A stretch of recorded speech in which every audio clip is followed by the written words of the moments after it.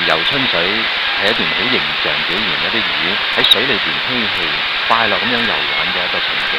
魚遊春水呢一段嘅廣東音樂真係可以發揮我哋廣東音樂樂器，特別係高胡嘅一種獨特技巧嘅一首作品嚟嘅。尤其係聽到中間嗰段呢，以一啲泛音嚟到表現一啲魚嬉戲喺水中嘅一啲姿態嘅，嗰時候表現出嚟嘅一啲嘅泛音，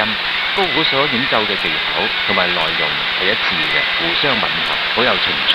魚遊春水亦都係一首高胡嘅獨奏曲目，一般係由小樂隊嚟到伴奏。最初係劉天一先生大概係50年代末期所創作嘅一首廣東音樂。我哋細心咁樣欣賞高胡喺獨奏過程裏邊嘅技巧，以及通過呢一首嘅廣東音樂，我哋可以感受到魚喺水中嬉戲嘅嗰種快樂場景。相信同樣都會帶俾各位歡樂嘅氣氛。